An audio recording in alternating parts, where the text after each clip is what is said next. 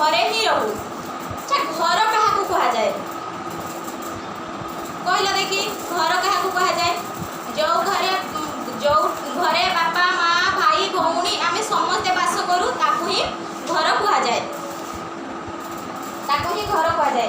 अच्छा पिला माने कहल देखी आम समस्ते घरे ही रही था ना। हाँ आम समस्ते घरे ही रही था।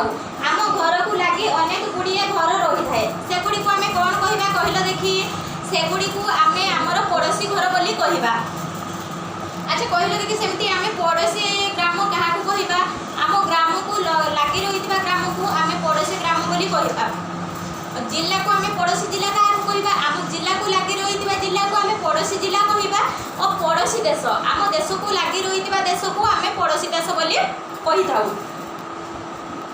अच्छा कहले देखी आम देश को कहीं ग्राम बहुल देश बोली कह जाए कहीं आम देश लोक संख्या अधिक थांती तो जो थी कि लोक आमर अनेक छोट बड़ गाँ मान सब रही छोट गाँव में अल्प परिवार अच्छा कम लोग सेठारे बसवास करते जो कम लोग सेठारे बसवास करते जो परिवार में अधिक लोग बसवास करते जो गाँ से गाँटी बड़ होता है से किसी छोट बड़ गाँ को नहीं आम देश गठित होता है।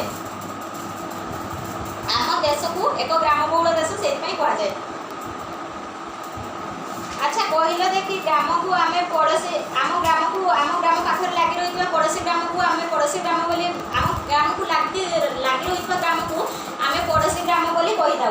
सेमती आम देश को लगी रही देश को आम पड़ोशी देश कही था आम पड़ोशी देश कही था। अच्छा कहला आम पड़ोशी मान सहित आम कौ टाइप व्यवहार करवा आवश्यक आम पड़ोशी लोक सहित आम सुव्यवहार जोटा कि भल व्यवहार आम से सहित करवा आवश्यक कहीं आम असुविधा से आमको साहाय्य सहयोग करते आम असुविधा से साहाय्य सहयोग करवा आमर नितांत आवश्यक।